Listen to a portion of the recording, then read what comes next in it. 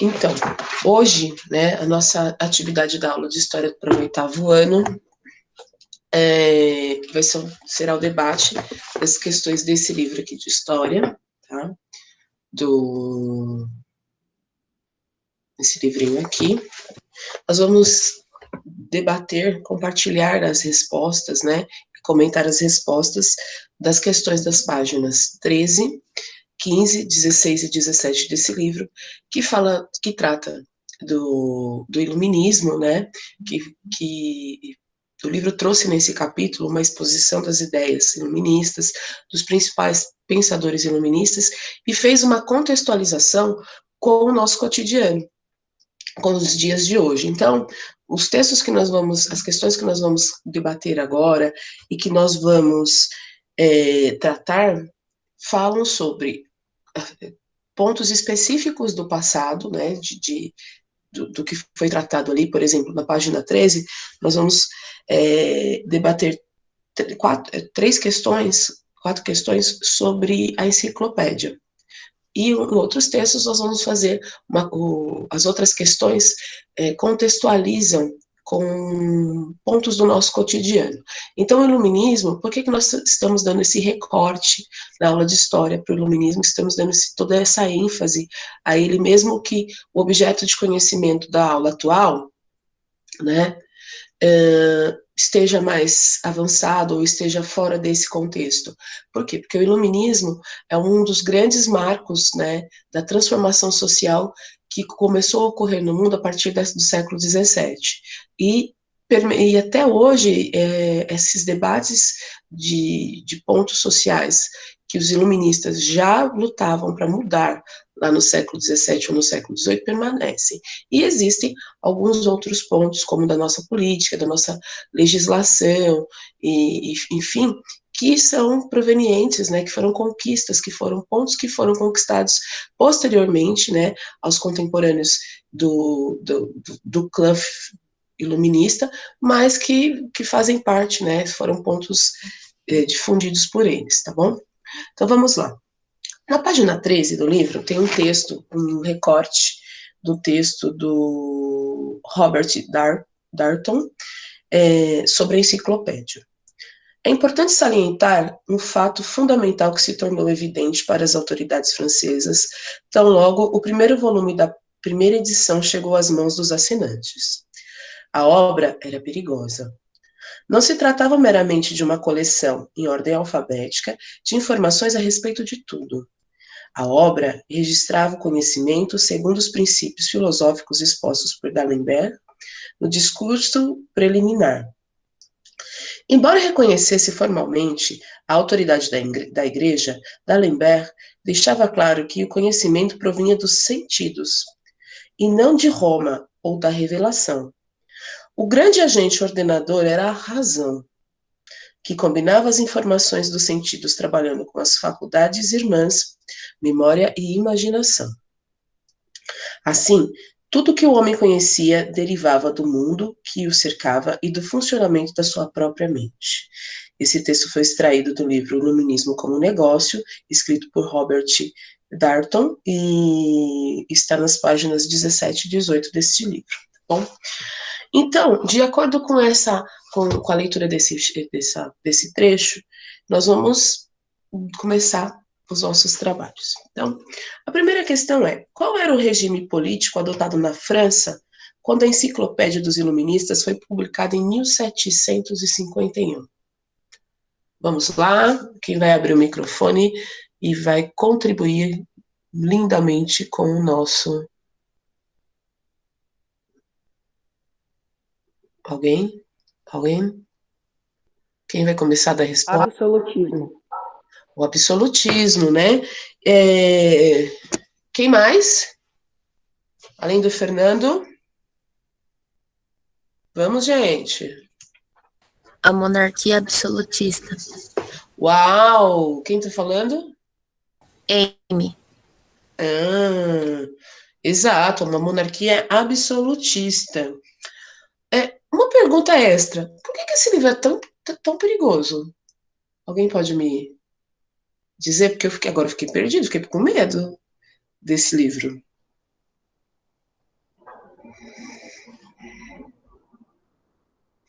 Tá bom, David, desculpa. Pessoal, a primeira fala foi do David, tá? Fala, meu bem. Porque ele continha muitas informações. Sim, é a Ana Carolina, né? Isso. Tá, muitas informações. E as informações são perigosas, gente?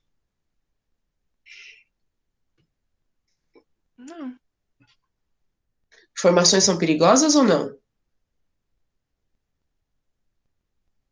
Professora, Bora, pode falar. a senhora, quanto mais conhecimento a gente tem, mais a gente fica popularmente preguiçoso. O conhecimento é uma arma, né? As informações são, são poderosas. Se elas forem positivas, né, uma informação, um conhecimento, ele pode transformar o mundo, né?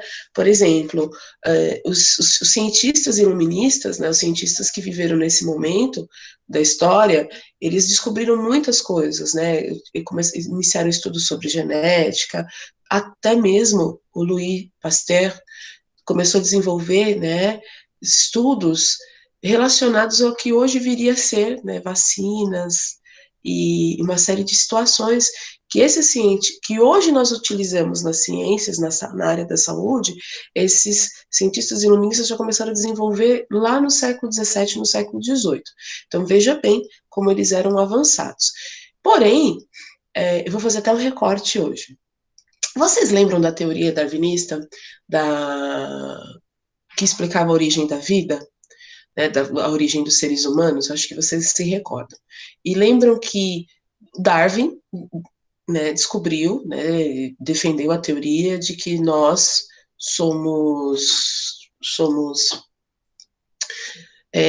temos um ascendente comum aos símios, né? Então nós tínhamos lá um ser, né? E deles surgiu os antropóides e os pongídeos. Então, e aí o Darwin depois defendeu essa ideia. E vocês lembram que, não sei se vocês se recordam que nós conversamos isso ano passado, ou nas aulas do sexto ano, algo do tipo, que dizia que o Charles Darwin estava dizendo que defendia a ideia de que nós éramos descendentes de macaco. Lembram disso? Essa informação, ela é uma informação errônea, mas, por quê? Existia todo um interesse por trás da difusão dessa informação para desmoralizar a teoria de Charles Darwin, porque alguns grupos acreditavam que essa informação não era interessante, que esse conhecimento não era interessante, que esse conhecimento desafiaria a ordem religiosa da teoria da criação. Então o pessoal começou a difundir de uma forma manipulada, uma inverdade, né, baseada numa teoria dele, fez uma apropriação da ideia de Charles Darwin e começou a difundir essa ideia, essa informação, de uma forma errônea. E o que aconteceu? Ele ficou desmoralizado por muito tempo. Quase ninguém acreditava nessa teoria dele, né, porque a pessoa ridicularizava. Existiam caricaturas nos jornais que circulavam na Europa fazendo chacota dele. Olha como a informação é perigosa. Então, uma informação ruim, uma informação passada de forma intencional, ela pode destruir ou construir algo. Então, as ideias, elas têm esse poder. A informação, o conhecimento, ela tem esse poder. Ou você constrói algo, ou você destrói algo. E naquele momento, a enciclopédia, ela era muito, muito tensa. Por quê? Já tem a história do D'Alembert, né? Que era um cara que ele não negava o poder da igreja, como disse o texto, mas ele era um crítico, né, dizendo que a gente precisa ter a nossa racionalidade. Isso não era legal para quem eram os comandantes da época. Entenderam? É isso que vocês percebem? Quando vocês tentaram se expressar aí, eu cortei, era isso que vocês iam dizer? Vamos ver aqui no chat. Exato, a Ana diz, depende das informações que você obtém, elas podem ser perigosas, como também não. Toda informação é perigosa. Depende da mão quem tá. Né? Quem passa as informações, né? E é isso, né? Vamos lá? Segunda questão. Quem vai ler para mim? Letra B. Quem vai ler?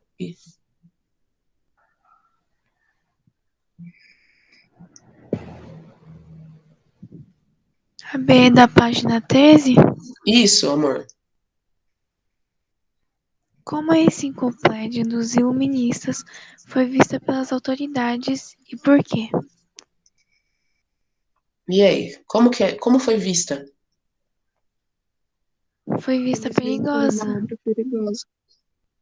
Perigosa. porque como Fala. eles meio que manipulavam e direcionavam as pessoas para uma informação que eles queriam que as pessoas seguissem, e essa enciclopédia ia meio que mudar o pensamento deles, ia combater a ignorância. Isso. E essa ignorância que a gente fala, o Emily, é aquela ignorância de ser bruto, de ser violento? Não, é de não saber as informações. É a falta de conhecimento, né? A palavra ignorante vem de ignorar, de não conhecer, não é isso? Sim, Muito bem, vamos lá. Hoje, olha, vocês estão bonitinhos, todo mundo ganhar o 10 hoje, vamos deixar emocionado. Você está hoje feliz. Aqui. Isso que eu amo vocês são maravilhosos. Todo mundo concorda? Alguém tem uma opinião divergente disso? Vamos lá, gente, é um compartilhamento, era um debate de ideias. O que vocês estão. Vamos lá, vamos movimentar. Tá frio, mas vamos lá. Alguém colocou algo diferente? Alguém quer acrescentar algo à informação da Emily? Professora, eles também faziam várias críticas aos seis absolutistas e à igreja, certo? Daí se tornava um perigo também. Sim. E a enciclopédia ela era como se fosse a materialização, não é isso? Dessas críticas, por isso que ela era perigosa? Isso. Muito bem, dona Maria Luísa. Já ganhou meu coração. Vai, Fernando, fala, Fernando, para todo mundo ouvir. Vai, bonitão, é só abrir o áudio. Fala, meu amor, eu quero ouvir vocês. O silêncio paira no ar. Tipo, a enciclopédia é perigosa porque ela tinha muito conhecimento lá. E com conhecimento, eles iam poder derrubar quem obtinha todo o poder. Mas vamos supor, agora vou fazer uma provocação para vocês. Mas a enciclopédia, ela não tinha, por exemplo, não era como se fosse um dicionário, não é? Ilustrado. Vou fazer uma provocação. Sim. Então, deixa eu colocar assim, vou amarrar a ideia de vocês. Aí eu intrometida, não deixo vocês pensarem, mas ó, vocês estão no caminho. Mas vamos pensar o seguinte, porque como vocês nunca tiveram contato com uma enciclopédia física, fica difícil. Mas é assim, ó. Por exemplo, por que ela era perigosa? Né? Eu vou falar na minha visão. Então, tá lá, vamos supor, as autoridades da época diziam que os pássaros passavam um conceito de pássaros, tá? E a enciclopédia tinha um conceito científico de pássaros, tá? Ela apresentava o conceito e toda a estrutura, né, uma explicação muito aprofundada sobre o que é um pássaro. Um exemplo. E aí, vamos supor, é como na aula de história. Eu não dou um conceito, eu passo um conceito. Eu transmito um conceito a vocês. Vocês vão buscar um outro conceito. E aí, imaginem que naquela época, as autoridades passavam um conceito de pássaro e viria né, porque era o conceito que as autoridades queriam que as pessoas tivessem sobre aquelas coisas, ou objetos, ou matérias, ou enfim, sobre seres inanimados, e a enciclopédia trazia o conceito, vamos dizer, o correto, o científico, baseado na razão. Então, olha que choque. Qual que era a grande preocupação? Que essas mentiras que eram contadas para o povo, para que o povo fosse manipulado, caísse por terra, porque as pessoas iam começar a pensar sozinhas, não é? Então, o que acontece? Por exemplo, como eu disse, voltando ao meu exemplo, eu passo um conceito, eu passo uma informação. Vocês têm como obter informações contrárias ou complementares, ou, enfim, informações sobre o assunto que eu estou falando, com outras palavras ou com outras opiniões. E aí, vocês mesmos vão depois pensar sozinhos e achar o caminho de vocês. Então, com a ideia da enciclopédia é isso, era levar as pessoas a terem o conhecimento, né, científico de determinados conceitos, e a partir daí, né, livres para pensar. Ficou claro isso? É mais ou menos isso que vocês queriam dizer, ou eu comi bola?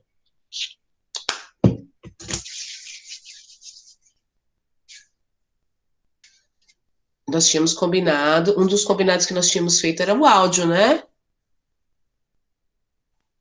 Sim. David, já que você ligou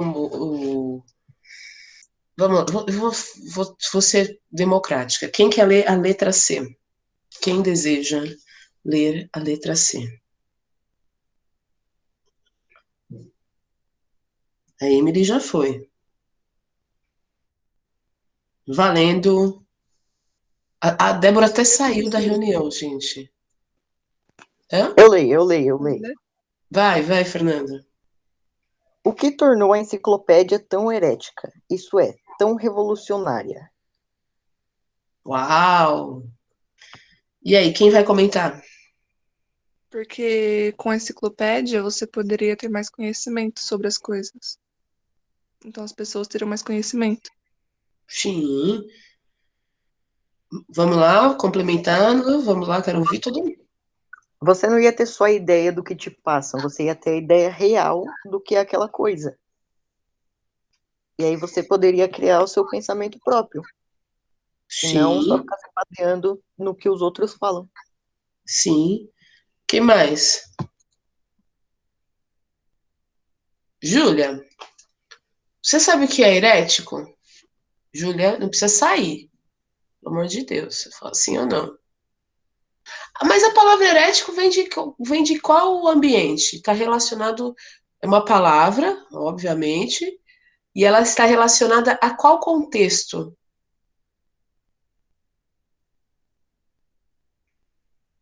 Nossa, mas você é um herege. Vocês perceberam que um dos sinônimos da palavra herege, herético, quer dizer, está relacionado a revolucionário. Ok. Mas ela é usada em que contexto? No contexto científico, no contexto religioso, no contexto político, em qual ambiente essa palavra ela é comum a ser usada? Então vamos pensar, vocês falaram para mim que o... Professora, Oi. ele é um relativo de heresia do conceito religioso. Isso. Mas qual religião? Catolicismo. Catolicismo, né? Porque quem é evangélico, quem é neopentecostal não utiliza esse termo, tá? Esse é um termo utilizado dentro da Igreja Católica.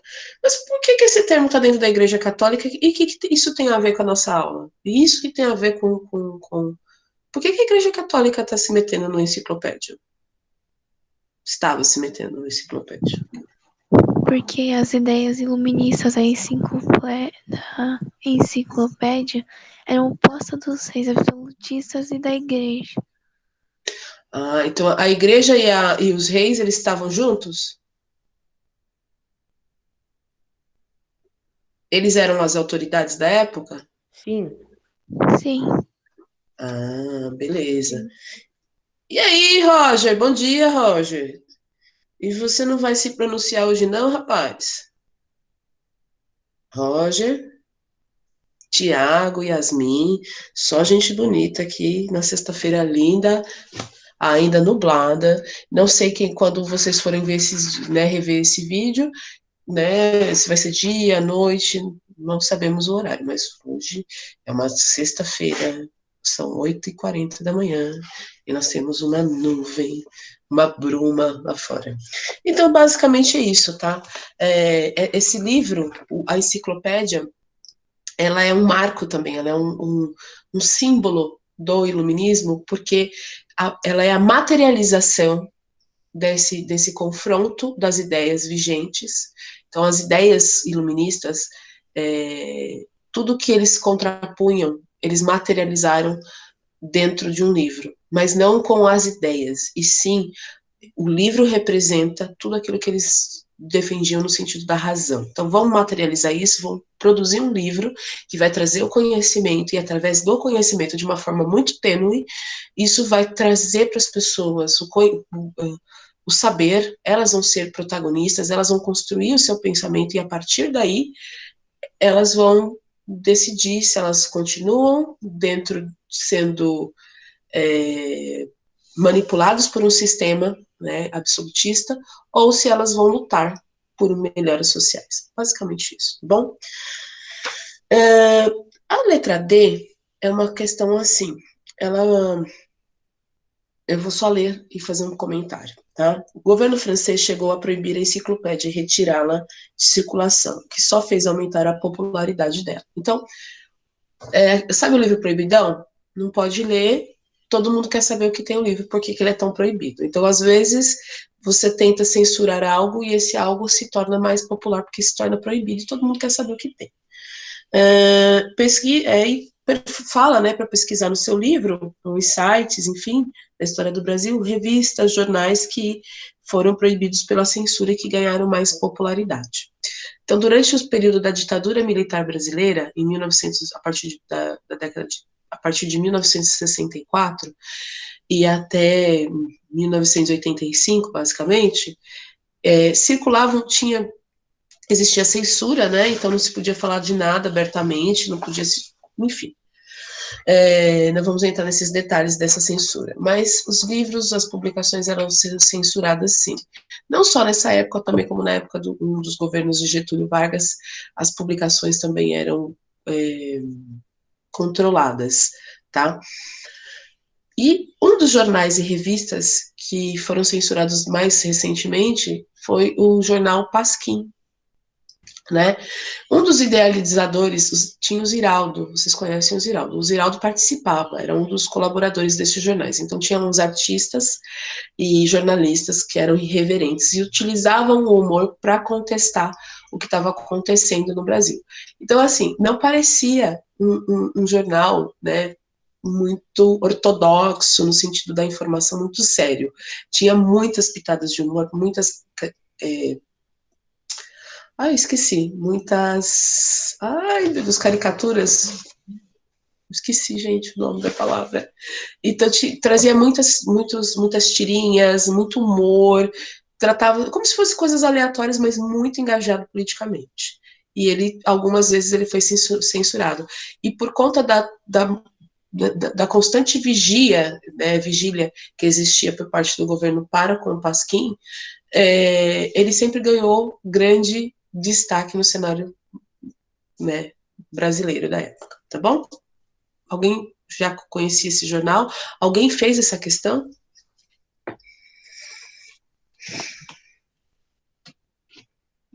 Vamos nos hidratar.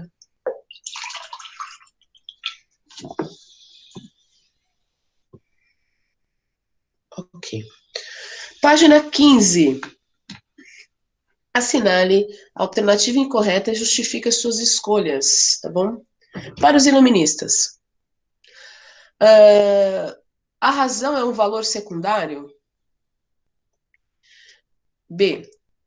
A razão devia penetrar em todas as atividades humanas e destruir o preconceito e a ignorância? C. Devia-se duvidar de tudo que era aceito simplesmente porque havia sido dito por uma autoridade. E D, todo conhecimento devia ser aberto à crítica. Então, qual dessas alternativas que eu li aqui, ela não é um ponto defendido pelos iluministas? Repetindo, a razão é um valor secundário. Com ela ou sem ela, os homens poderiam alcançar o esclarecimento. A razão devia penetrar todas as atividades humanas. Devia-se duvidar de tudo que era aceito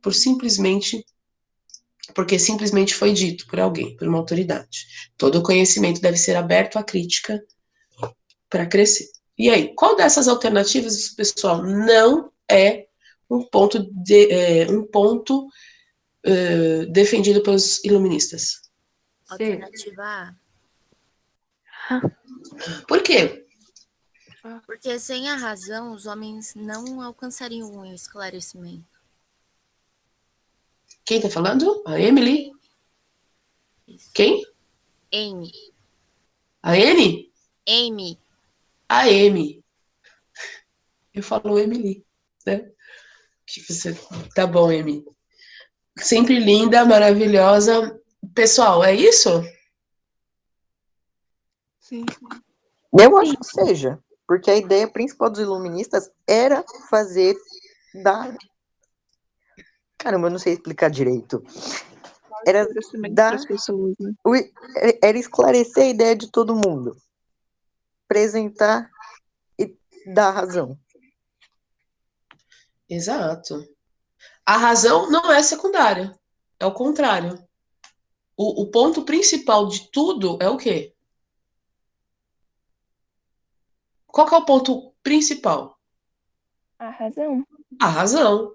Então, o que nessa questão está errada é o valor secundário. Ela não é secundária para os iluministas. Eu acho que é o valor principal para eles. Antes das liberdades, etc. Fernando, eu também. O que eu quero aqui, qual que é o objetivo disso? Que vocês interajam, né? Que vocês coloquem as suas vozes para fora. E assim, por exemplo, um vai ajudando o outro a construir. Lembra quando nós fazíamos na sala de aula aquele brainstorm, né? Brainstorm? Chuva de ideias, esqueci. É. Né? Vocês vão falando as coisas e eu ia escrevendo na lousa, lembram disso? Né? Vocês iam dando, eu passava a questão e vocês iam falando e a gente ia construindo, não era assim? Aqui é a mesma coisa, um ajuda o outro, né? E não tem problema, errar faz...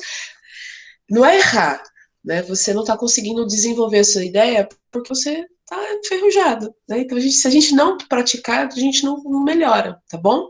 Então não tem essa, ok? Já nisso, vamos lá. Temos uma imagem, a próxima questão trata dessa imagem aqui, né?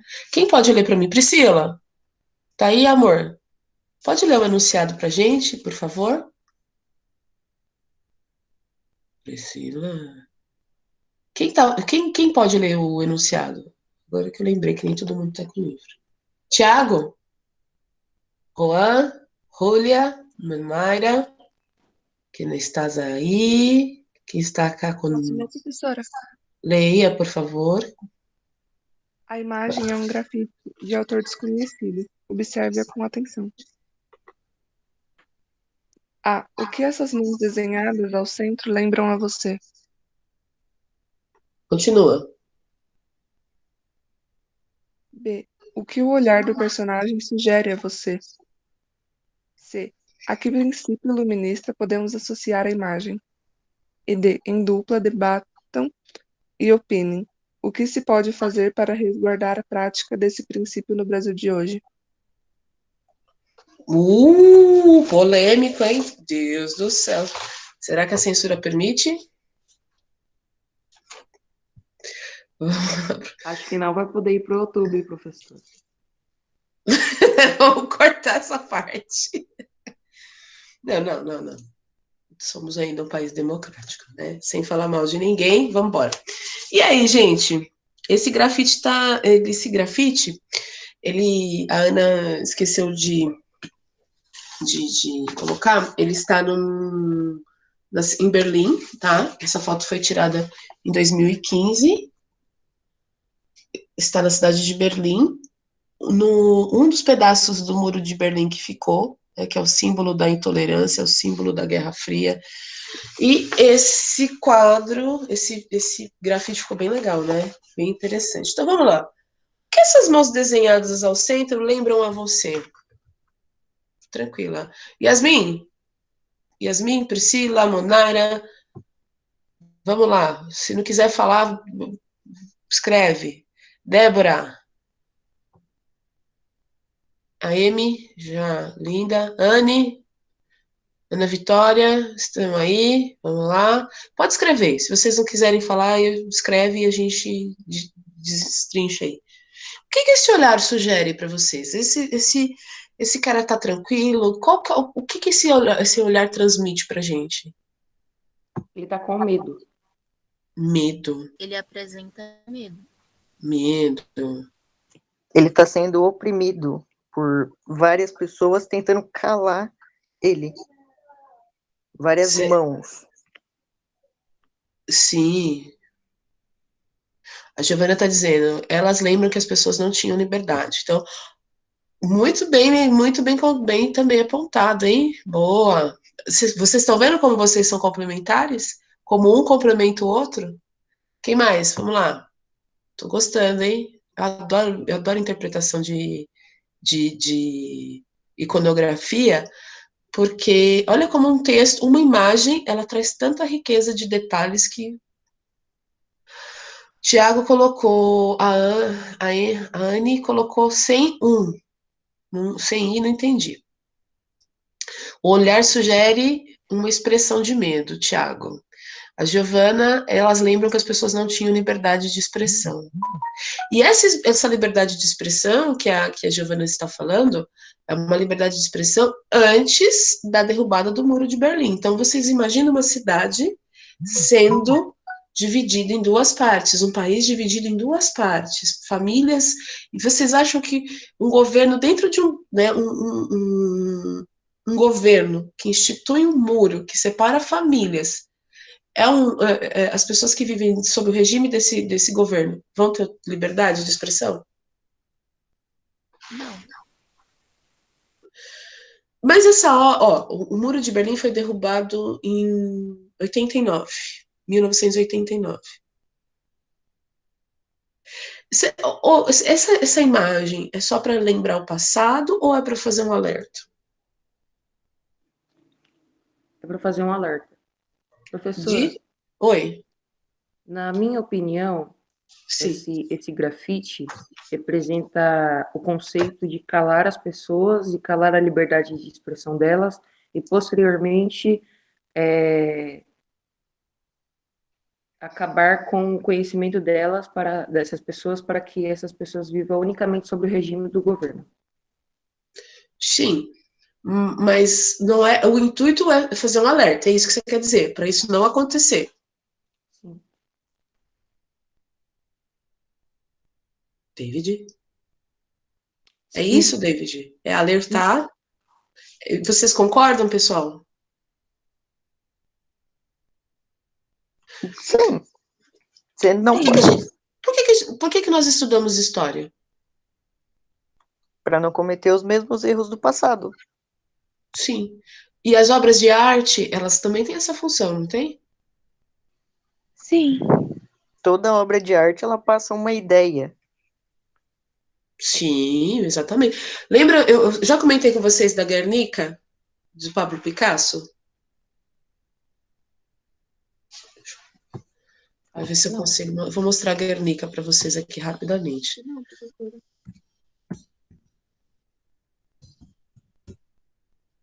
Vou colocar Guernica. Vocês estão me vendo? Sim. Estão me vendo? Sim.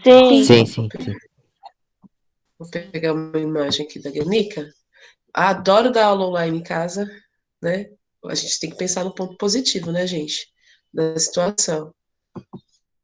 Porque nós temos essa possibilidade. Deixa eu fechar aqui, senão não abre. da informação instantânea. Eu vou rapidamente mostrar aqui para vocês uma coisa. Como diz meu sobrinho, deixa eu mostrar uma coisa para você. Vou apresentar aqui. O Guernica.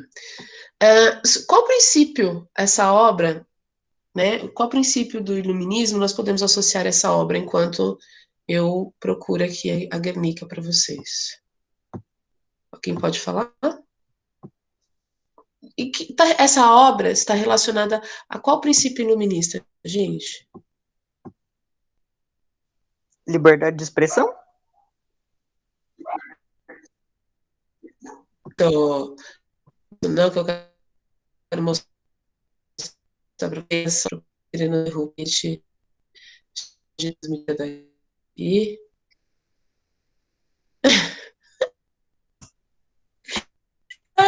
ela no YouTube já pensou? Registro, professora. Eu não compro essas coisas, não, tá? Se testa em animais, tô fora. Conseguem ver? Estão vendo? Sim. Preciso de uma voz oculta aí. Essa obra está no Museu Reina Sofia, em Madrid. Lindo. Gente, emoção. Chorei quando vi isso de perto. Vocês não têm noção da grandiosidade que é isso. O que vocês conseguem visualizar aí? É bagunçado, né?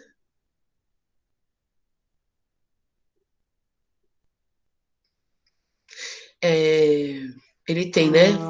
Um monte de Ele tem monstro 3 torturando metros. as pessoas? Monstros torturando pessoas? Tá. O que mais? O artista Pablo Picasso, né? Esse quadro é cubista, né?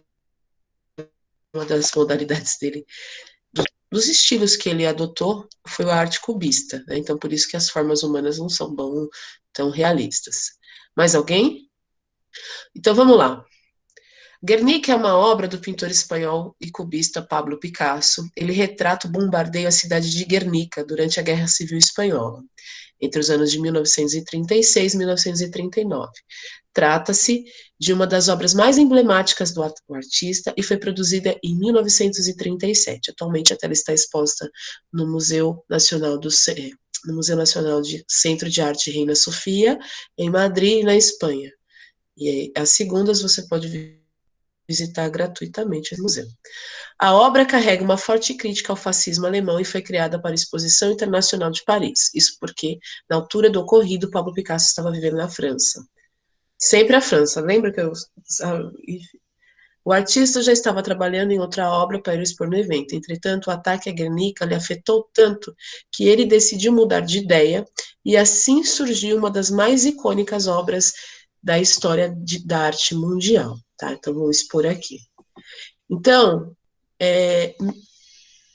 por que é emocionante? Então, vocês imaginam, Guernica é um povoado, um pueblo, e essas pessoas vivendo ali tranquilamente, e então o presidente da Espanha fez um acordo, né, se aliou com o governo alemão nazista, e decidiram fazer testes, né, com as bombas, e o lugar escolhido para receber esse bombardeio foi Guernica. E um vilarejo, um pueblo muito tranquilo, pacato, e de repente essas pessoas estavam no seu cotidiano ali, no seu dia a dia, e bombas começaram a ser lançadas. Então, esses demônios que alguém falou não são demônios, são pedaços de corpos, né, que estão indo para lá e para cá. Então, o Pablo Picasso, ele tenta transmitir para a gente a agonia, a surpresa, todo o caos, todo o terror que essas bombas lançadas criaram, né, ocasionaram. Então você vê pedaço de cavalo aqui, o rabo do cavalo, um pedaço do boi, a cabeça, a mulher que grita, o outro que está em, sabe, pessoas, os espíritos, né, aqui também, os fantasmas, enfim, essa é a ideia. Então quando o Picasso, né, quando o Pablo Picasso, ele decidiu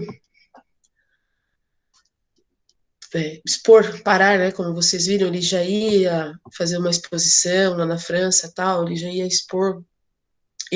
Quando ele decidiu mudar a obra, era para mostrar para as pessoas o que estava acontecendo, porque Pablo Picasso é espanhol, né? E ele era um herege, um revolucionário, né?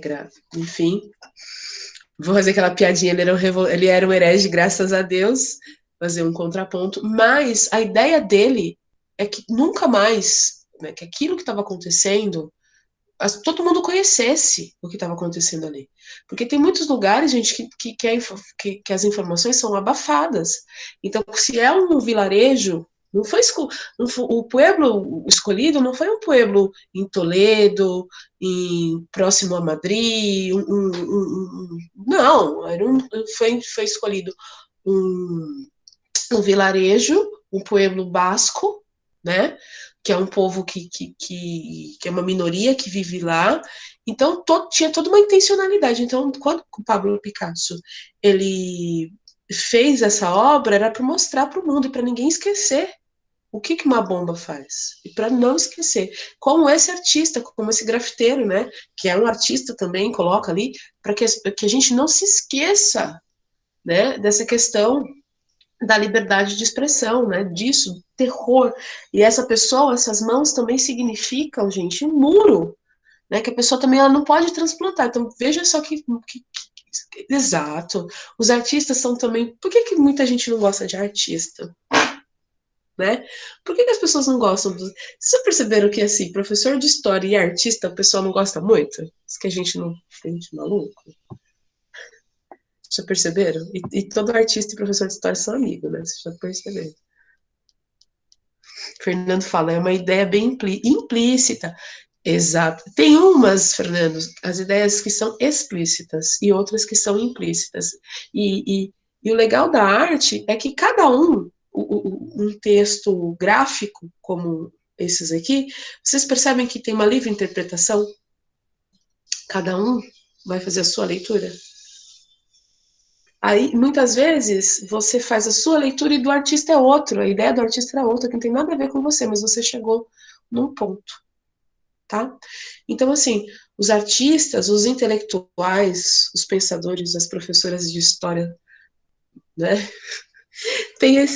incomodam, porque são pessoas que provocam o pensamento crítico das pessoas. Não é porque, não é por nada, é porque são indivíduos que querem que as pessoas pensem sozinhas. Então normalmente elas são porque pensar dá trabalho, né?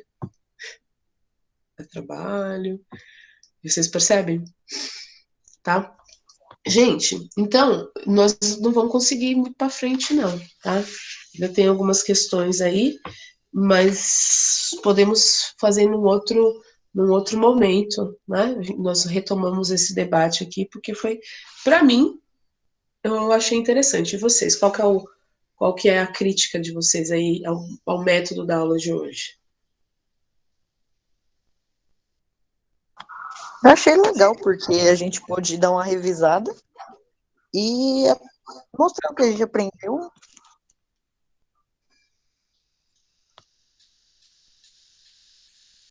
Vai, meu bem. Professora, Oi.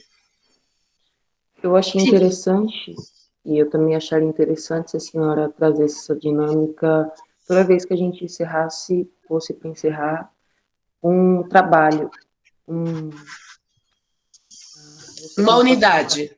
Sim, porque a gente conseguiria retomar tudo aquilo que nós aprendemos no início até agora, e colocar em prática. Beleza, vamos. Podemos, sempre, sempre. Vamos terminar essa daqui e vamos fechar essa, né? Que faltam 2 páginas.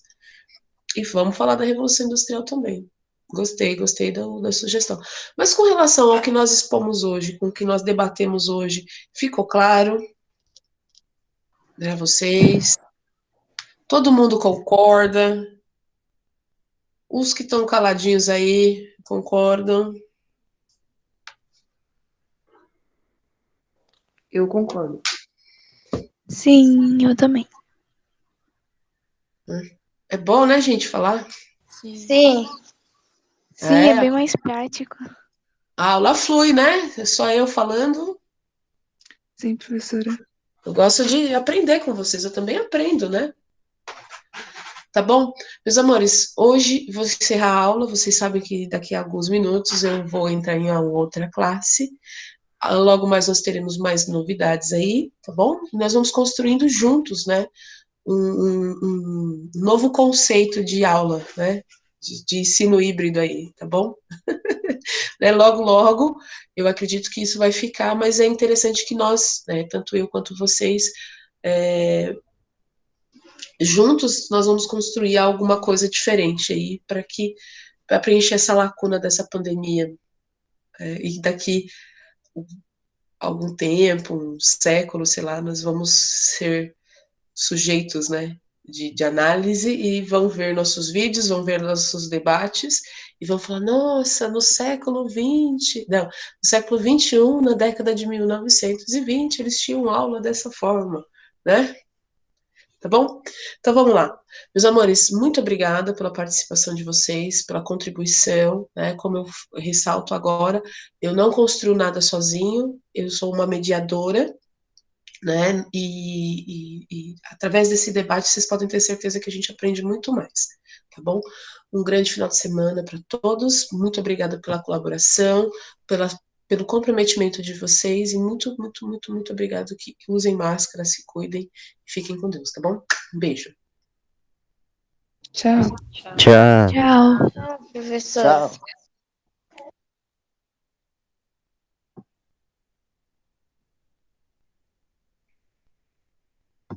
Bom final de semana, professora.